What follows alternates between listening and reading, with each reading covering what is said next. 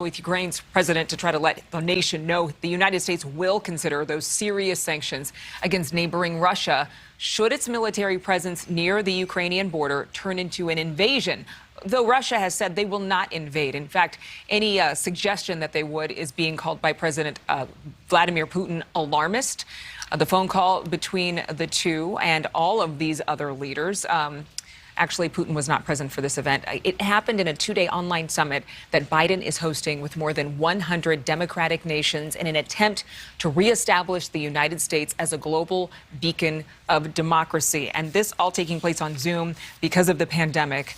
A big Zoom call with over 100 world leaders. So we are joined right now by Niall Stanage, of course, White House columnist for The Hill. Good morning to you and happy Friday. This week, of course, we know that. Thank you. This week, the president spoke with these leaders, but he also talked to the leaders in Russia and Ukraine about what looks like, at its face, is Moscow's looming threat at the Ukrainian border. So has President Biden accomplished anything with all of the talks that he's had with our allies, as well as with Russia, and now with this democracy summit? In relation to Ukraine, I think he has accomplished clarity, Adrian. The question is how far that goes. We do now know that if Russia invades, the United States will take specific actions in response. But that obviously hasn't caused Vladimir Putin to run away with his tail between his legs or to pull Russian troops away from their positions near the Ukrainian border. The democracies question is a much more complicated question. It's probably better to have these conferences than not. But you and I have spoken about this before, Adrian. There are a lot of forces in American and global society that have a vested interest in fueling these fires of division and grievance.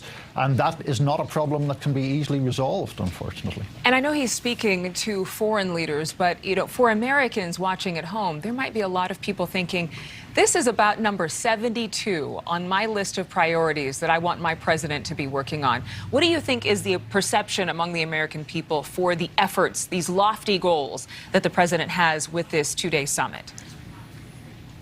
There is a genuine question there about whether, of course people care about democracy, like that is a bedrock, but do they care about having a two-day summit which can be seen essentially as a talking shop whenever there are so many pressing concerns for the American people? We're going to get inflation numbers within a few minutes, Adrian, and that obviously will be something that I think most Americans feel a lot more urgently than whether we should be funding pro-democracy radio programming on the other side of the world. And really, rightly so, this could be just like a radio show, just a whole bunch of conversations, but the action steps, I think, are what a lot of people are watching.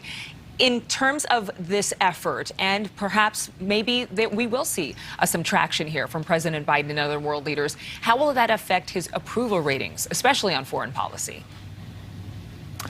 It's more of a good thing than a bad thing, but I don't think that really foreign policy is where he will be primarily judged. There can be exceptions to that. We saw his approval rating fall quite precipitously at the time of the chaotic withdrawal from Afghanistan. But that was a foreign policy issue that does affect many American families directly. The question of Ukraine or the question of democracy promotion, those are more nebulous topics. And so it won't do his approval rating any harm on foreign policy, but that's not really where he's going to be judged, in my opinion. All right, Niall Stanage, can I just tell you, I'm really thankful it's Friday. I know that you agree with me on that. I am 100% in agreement. Have a good weekend. You too. Well, still ahead, more headlines. Thank you so much for watching. Make sure to click on the red subscribe button below so you can get more of News Nation's fact-driven, unbiased coverage.